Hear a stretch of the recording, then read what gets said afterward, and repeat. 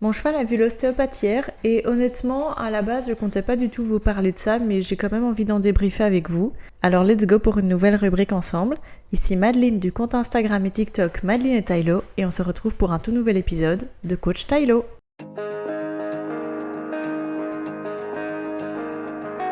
Hello la team Tylo, j'espère que vous allez bien. Le podcast de la semaine dernière a fait un petit peu moins de vues, enfin d'écoute. Et bon, je suppose que ça va venir ou peut-être que le sujet vous intéresse un peu moins, c'est pas grave. On se retrouve ici pour une rubrique dont je comptais pas spécialement vous parler, en tout cas pas tout de suite. Mais bon, vu que c'est encore tout frais dans ma tête et que j'ai vécu super bien cette expérience avec mon cheval, j'avais envie d'en débriefer avec vous. Voilà, c'est tout, simplement. Mon cheval actuel sous ma selle principalement, qui est donc Lucifer, je le rappelle, a eu droit à une visite annuelle de l'ostéopathe juste hier. Malheureusement, l'année dernière, nous étions avec un ostéopathe peu compétent, si je puis dire. Et donc je pense que mon cheval en fait a réellement plus vu l'ostéopathe depuis 2 ans. Mais bon, c'est pas grave. Heureusement, il a une bonne santé générale et donc il n'y avait pas de grosses catastrophes musculaires. Mais bon, ça fait toujours du bien pour un cheval qui travaille quasi quotidiennement d'être vu, comme nous, sportifs, d'être vu assez régulièrement par tout ce qui est masseur, kiné, ostéo, etc., etc., etc. J'ai donc, il y a quelques semaines, fait appel à une ostéopathe que je ne connaissais pas. Excusez-moi. Voilà, vous allez sûrement entendre mes chats qui sont encore en joie que je sois rentrée. On est donc le samedi 27 mai. Il est 21h23 quand j'enregistre cet épisode. Et mes petits chats, je les ai plus vus depuis ce matin. Donc en règle générale, ils sont assez déchaînés quand je rentre. Mais bon, parenthèse fermée. Continuons. Donc il y a quelques semaines, j'ai vu des comportements et des signes anormaux chez mon jeune cheval. Rien d'alarmant, mais quand même assez alarmant pour que je me dise ce serait bien que je fasse venir l'ostéo. Mon cheval n'est pas du tout patient quand je le brosse, ne tique beaucoup quand je le selle, mais au-delà du signe ostéopathique ou kiné, ce sont des tocs qu'il a, un peu caractère des talons qu'il a gardé. C'est pas grave, on s'en alarme pas, on fait avec, il fait rien de méchant, il bouge un tout petit peu, mais il y a quelques semaines, j'ai commencé à remarquer une moins bonne articulation en termes des postérieurs. Sous la selle principalement, mais vu que le travail devient plus intensif, je me suis dit c'est pas grave, c'est des petites raideurs dues au travail plus intensif et plus régulier. Je me suis pas plus alarmée que ça. Il a commencé à vraiment fort tiquer quand je mettais le tapis sur son dos. Vraiment, vous savez, sur la partie arrière du tapis qui touche vraiment les lombaires en fait. Et là, je me suis dit, Mad, surveille. Maintenant, j'ai un cheval hyper tendancieux et hyper réactif au changement de température. Et pour nous, les amis belges, eh bien en fait, ces dernières semaines, on a eu une instabilité parfaite au niveau des températures. Du -1 la nuit, du 24 la journée, de la pluie et puis grand soleil, vraiment impossible de se stabiliser. Limite, la nuit, il fallait le couvrir, la journée, il fallait le doucher. Donc c'était, pas très facile à gérer. Et j'ai un cheval vraiment très réactif à ça. Donc j'ai fait attention, mais j'ai pas plus alarmé que ça. Après, mon cheval a commencé à fort s'agiter quand je déposais la selle sur son dos. À savoir qu'il a quand même une selle faite sur mesure pour lui, donc il n'est pas censé réagir puisqu'il n'est pas censé y avoir de douleur. La selle doit peut-être être revue parce que c'est un jeune cheval, donc fatalement son corps change encore fort, mais ça reste quand même très globalement sur mesure. Vraiment, c'est bien dégarroté, il n'y a pas de frottement au niveau de l'arrière et tout ça et tout ça et tout ça. Mais ça fait moins d'1 an que j'ai ma selle et donc il est fort possible qu'il y ait des douleurs minimes engendrées par l'ancienne selle qui n'était, elle, par contre, pas du tout adaptée à lui. Je vous expliquerai tout ça un petit peu plus tard. Après, il y a aussi le fait que, comme je l'ai dit un petit peu plus tôt, malheureusement, l'ostéo qu'on a fait venir l'année dernière n'était probablement pas un bon ostéo. Qui fait qu'au final, il se traîne depuis 1 an des courbatures de croissance, des courbatures de travail, de début de travail qu'on aurait pu éviter. Malgré ça, eh bien en fait, on s'est rendu compte avec mon ostéopathe qu'il n'était pas tant bloqué que ça, mais que c'était plutôt une princesse de l'extrême. On le sait, Lucifer a un caractère assez délicat, il n'aime pas trop être frustré, il n'aime pas trop être manipulé par des gens qu'il ne connaît pas, et même par des gens qu'il connaît par cœur comme moi. C'est pas le roi de la patience en termes de manipulation. Il tolère, mais pas plus de 3 minutes. Pensez-vous bien qu'une séance d'ostéo qui dure au minimum 45 minutes, mais avec lui 2h30, eh bien, c'est pas super facile. Au final, on s'est rendu compte qu'il était juste fortement bloqué au niveau du garrot, mais pas de problème autre. J'ai vraiment appris énormément sur cette séance. Au-delà que mon cheval était une princesse, mais ça, on le savait déjà. j'ai vraiment appris énormément en termes de physionomie du cheval en fait. C'est deux choses que je connaissais pas du tout encore après autant d'années. Comme quoi c'est important de s'entourer des bonnes personnes. J'ai appris entre autres que un cheval qui n'était pas en ordre de dentiste pouvait engendrer une mauvaise posture quand on montait et donc pouvait engendrer des douleurs ostéopathiques. Franchement, j'étais à 1000 lieues d'imaginer ça. Je savais qu'un suivi non dentiste pouvait engendrer des douleurs dans la bouche et des problèmes avec le mort, mais pas de là à engendrer des douleurs au niveau du dos, au niveau de l'encolure, vraiment des tensions sur les lombaires. J'étais vraiment à 1000 lieues d'imaginer ça. Heureusement, on est bien loin de ça.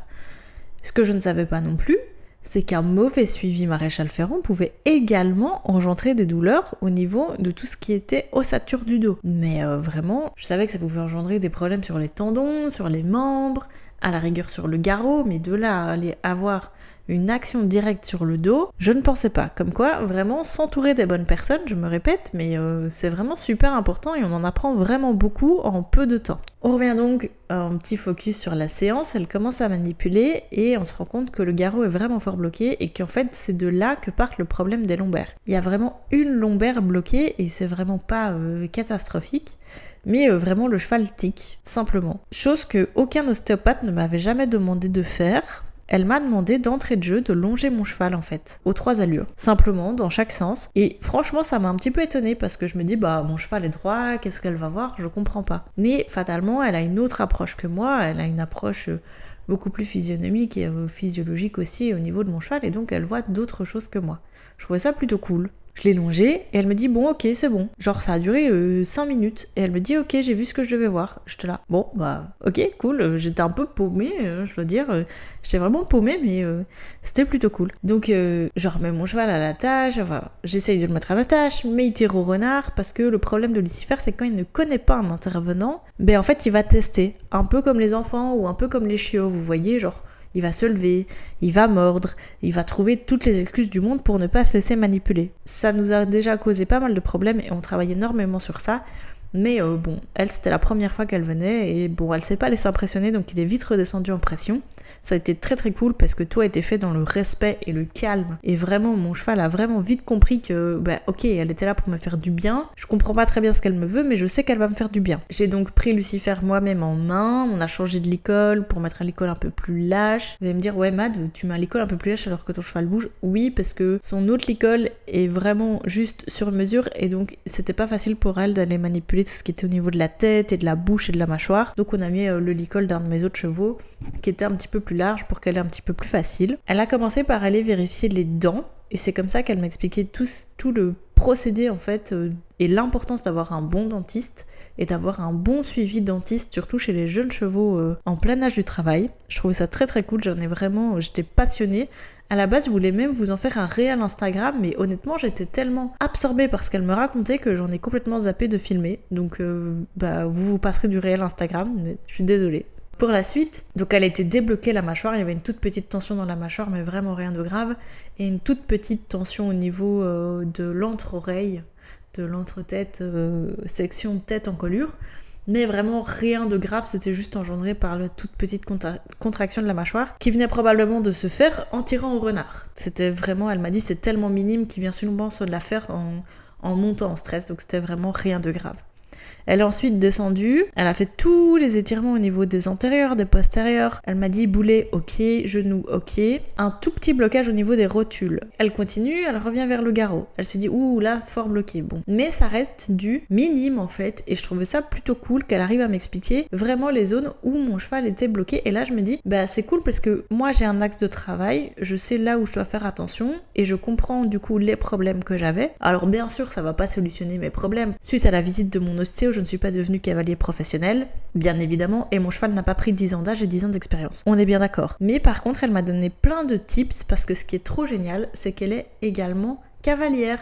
Et donc, elle a énormément de tips en termes de man-trailing et en termes de travail au quotidien sur le plat pour décontracter mon cheval. Donc, j'ai une checklist que je vous expliquerai juste après à suivre à partir de maintenant avec mon cheval jusqu'à la prochaine visite ostéo qui est approximativement entre 6 mois et 1 an. Et après, on refait un gros check-up maximum dans 1 an pour voir quels ont été les protocoles. Rien de donc vraiment alarmant, je vous passe tous les détails. Après, elle continue, donc elle va débloquer la rotule et après avoir tout fait ces manipulations, eh bien, elle me demande de le relonger. Et donc, je me dis, elle est pas sûre de son travail. Genre, j'ai eu un moment un peu sceptique. Vous voyez, en mode, elle est pas sûre, qu'est-ce qui se passe? Non, en fait, elle me dit, c'est pour voir au niveau de comment il bouge, s'il bouge toujours pareil, ou voir si, du coup, elle a créé une gêne, par exemple, qu'en débloquant un muscle, il y a peut-être quelque chose d'autre qui est bougé, etc.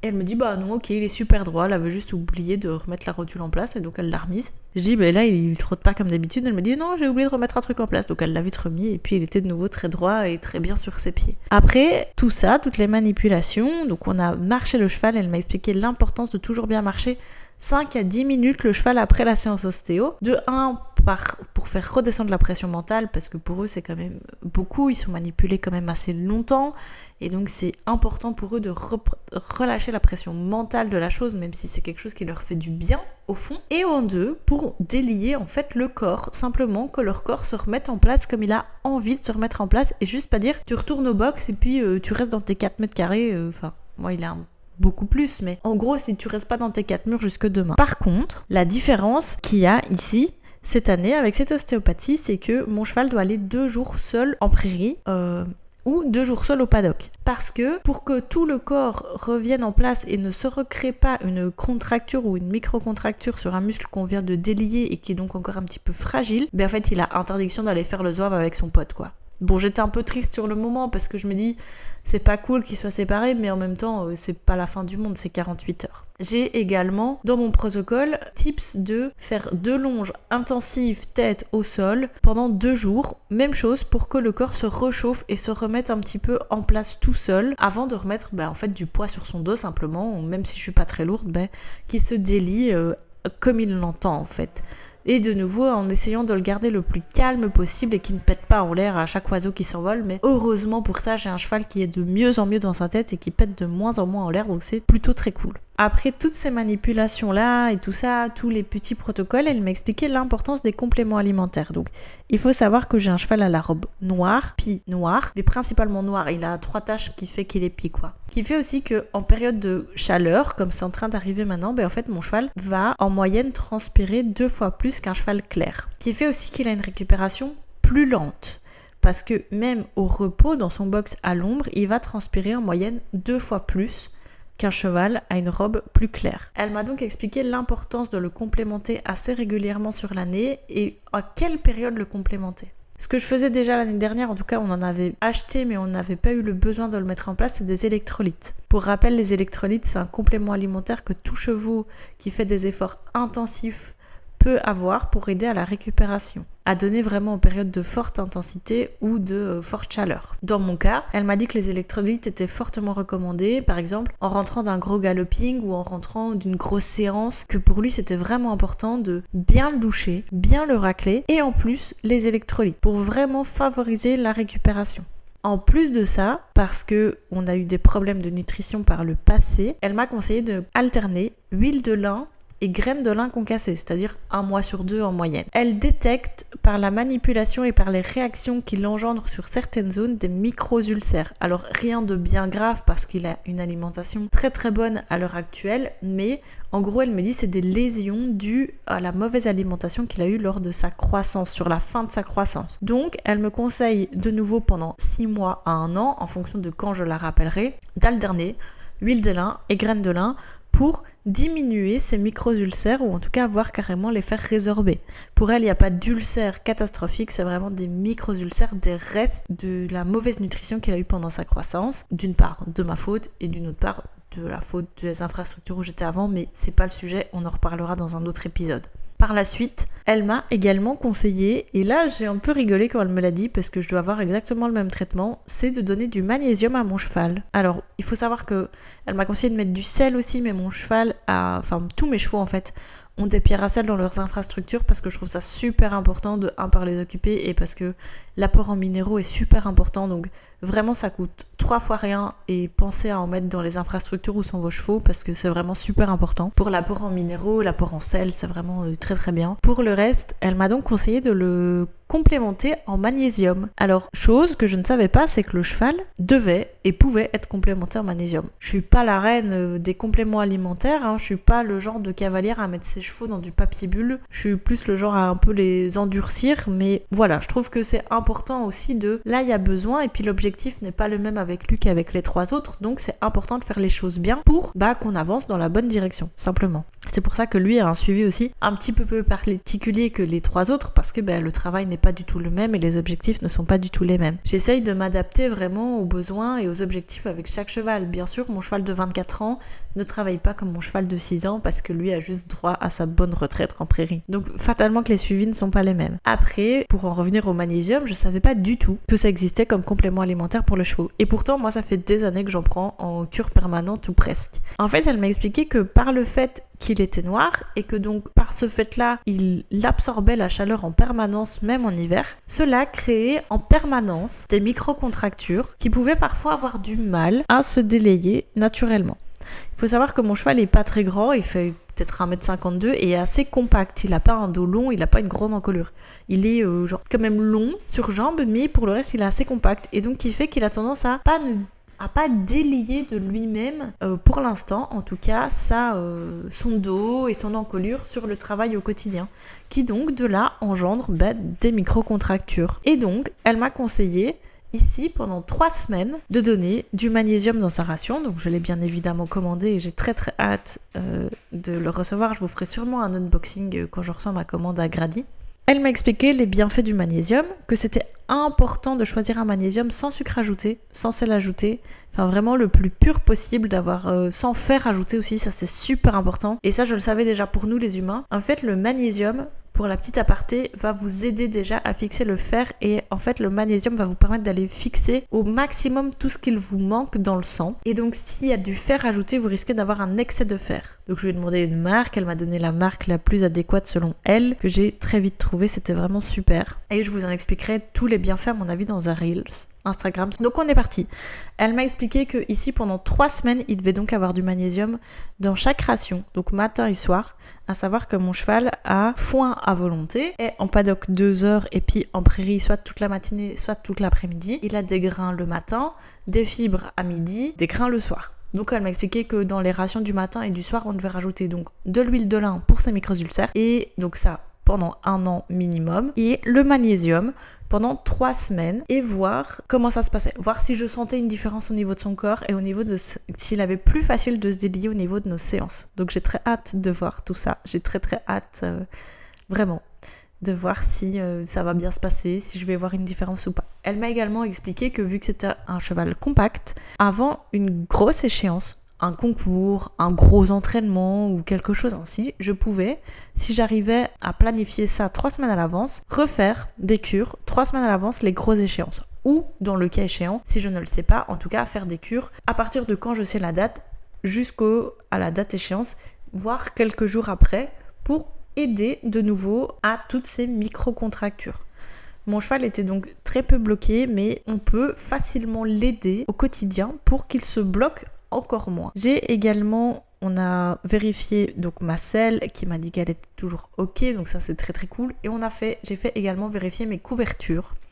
Parce que je suis persuadée que si c'est autant bloqué le garrot, ce n'est pas que à cause de mon ancienne selle, c'est aussi à cause des couvertures. À l'automne, on a eu un temps très très instable et donc j'ai acheté en précipitation une couverture mi-saison. Cette couverture était vraiment pas d'une coupe terrible. En tout cas, moi, je l'ai mal ajustée et donc frotté sur le garrot en permanence et ça a bloqué le garrot de mon cheval. J'ai envie d'appuyer un point super important pour moi, c'est si vous avez la possibilité, adapter au mieux matériel que vous choisissez pour vos chevaux.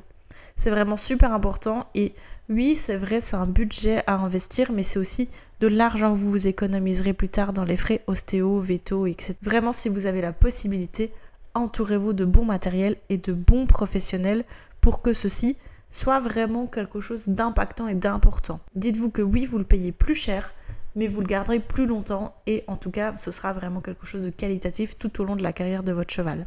Fin de l'aparté. Coach Tylo va bientôt se taire, c'est promis. Et j'ai envie de faire une dernière petite aparté, c'est que j'ai vraiment vécu une super bonne expérience avec cet ostéo, même si je redoutais très très fort de refaire venir un ostéo avec mon cheval. Je souhaitais vraiment que ça se passe bien et j'ai vraiment eu un super bon ressenti, vraiment une super belle expérience. J'ai donc longé mon cheval aujourd'hui pour la première fois post-séance et je voyais vraiment déjà la différence, qu'il arrivait plus à s'étendre, qu'il était plus à l'aise.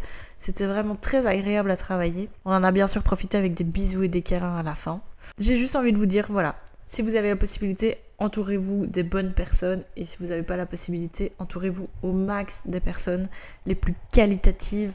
Même si c'est moins souvent, même si le suivi est moins régulier, honnêtement, faites-le. Allez dans des selleries spécialisées, faites venir des commerciaux et des saddle fitters, faites venir vraiment des gens compétents pour votre cheval.